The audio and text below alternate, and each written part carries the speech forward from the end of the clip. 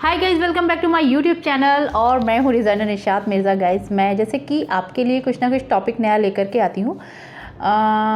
जैसे कि आप ही के जो कमेंट सेशन में जा कर के मैंने कुछ कमेंट्स को रीड करा और उसमें सबसे इम्पॉर्टेंट जो मुझे लगा उस पर मैं वीडियो बना रही हूँ।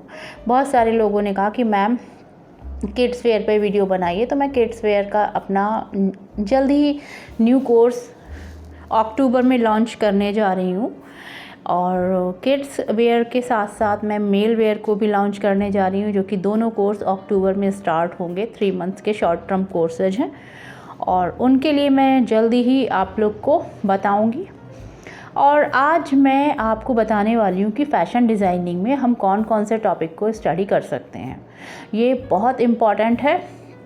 फ़ैशन डिज़ाइनिंग में हम कौन कौन से टॉपिक को स्टडी करें और वो क्यों इम्पॉर्टेंट होते हैं और किस तरीके से हम अपने करियर में इस्टेब्लिश हो सकते हैं। तो सबसे पहले मैं आपसे कहना चाहूँगी, जो क्रिएटिविटी है हमारी, जो इमेजिनेशन है, उसको स्ट्रॉन्ग करिए। It's a very important topic, creative होना एंड कुछ इमेजिनेशन पावर स्ट्रॉन्ग होना। It's very important for fashion designing.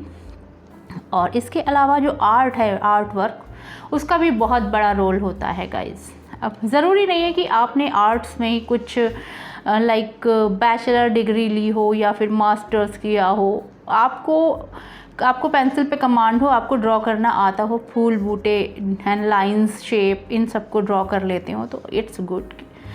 अगर आप लाइन ड्रॉ कर पा रहे हैं, पॉइंट रख पा रहे हैं, ब्रोकन लाइंस को स्टडी कर रहे हैं तो इट्स गुड।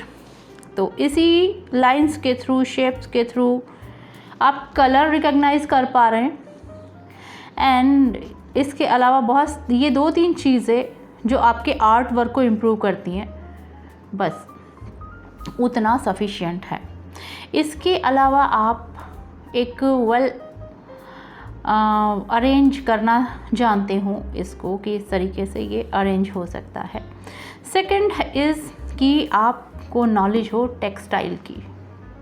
टेक्सटाइल में आपको ये थोड़ी सी नॉलेज करनी पड़ेगी कि मार्केट में कौन सा वाला फैब्रिक चल रहा है, क्या ट्रेंड है, किस टाइप का डिमांड है और कौन से ओकेज़न पे कौन से फैब्रिक को वेयर किया जाता है। तो ये भी बहुत इम्पॉर्टेंट टॉपिक है, जो कि आपका फैशन डिज़ाइनिंग का बैकबोन, जो टेक्सटाइल है, वो भी फैशन डिज़ाइनर के लिए बहुत इम्पॉर्टेंट होता है।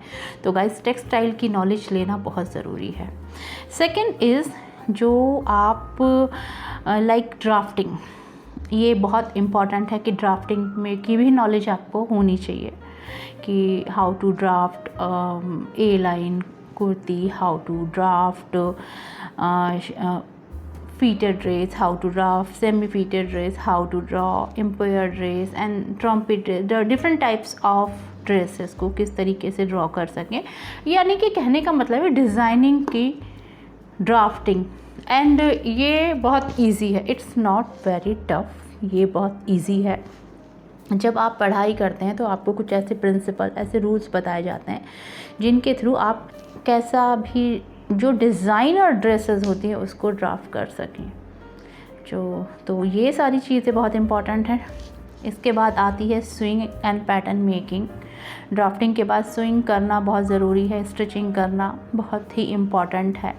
अब वो टाइम नहीं है कि आप दूसरे से स्टिचिंग करा लें, आपको भी टेलरिंग में और स्टिचिंग में परफेक्ट होना बहुत इम्पॉर्टेंट है। तो ये 2-3 चीज़ों का अगर आप ध्यान रखेंगे तो आप एक अच्छे डिज़ाइनर की कैटेगरी में इस्टेब्लिश हो सकते हैं। उसके बाद थोड़ी नॉलेज आपको डिजिटल मार्केटिंग की भी होनी चाहिए एज अ डिज़ाइनर, कि आप अपने बनाए हुए प्रोडक्ट को की मार्केटिंग कर सकें, बता सकें, लोगों की नज़रों में ला सकें।